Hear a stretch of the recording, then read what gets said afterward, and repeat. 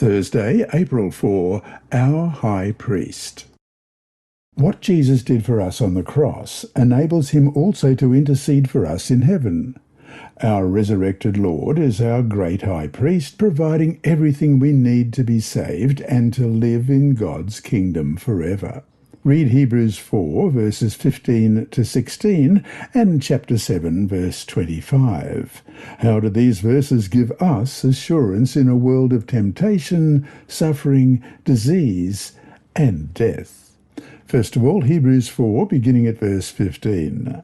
For we do not have a high priest who is unable to empathize with our weaknesses, but we have one who has been tempted in every way just as we are, yet he did not sin. Let us then approach God's throne of grace with confidence, so that we may receive mercy and find grace to help us in our time of need. And Hebrews chapter 7, verse 25.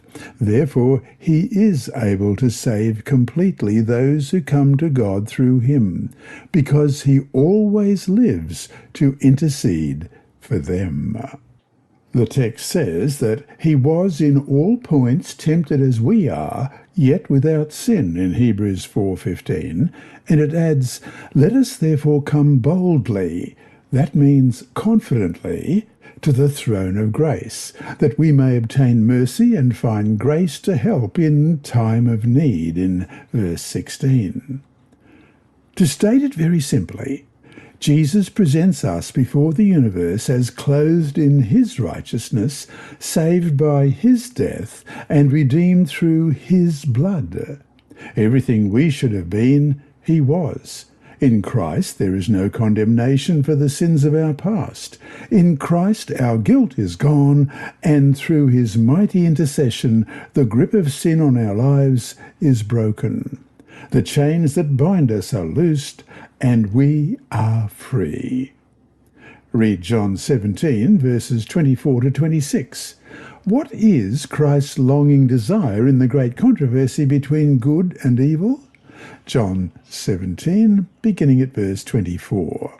Father, I want those you have given me to be with me where I am, and to see my glory, the glory you have given me because you loved me before the creation of the world. Righteous Father, though the world does not know you, I know you, and they know that you have sent me.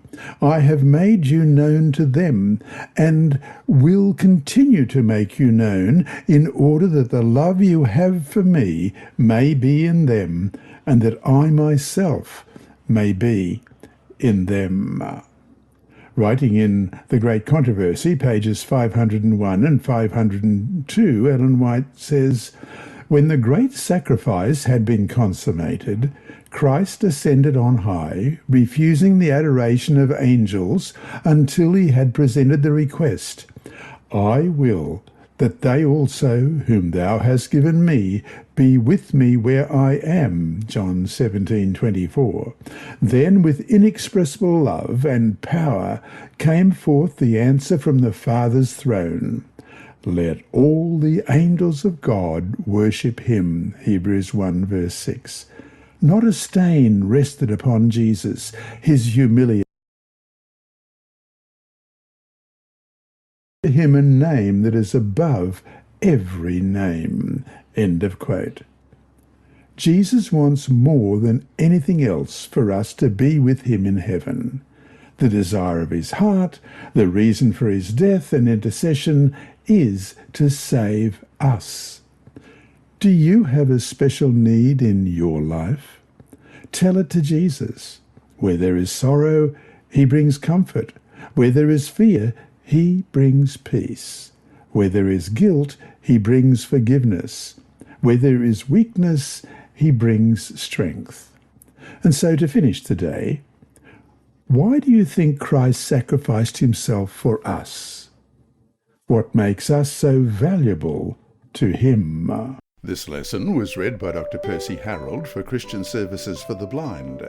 Sponsored by the Sabbath School Department and distributed through Hope Channel Australia, this podcast is also redistributed by Hope Channel Germany, Christian Record Services for the Blind. It is also available on SoundCloud and through multiple podcast distributors, including Apple iTunes. And you can listen and watch at the same time on YouTube. Remember, God is always faithful.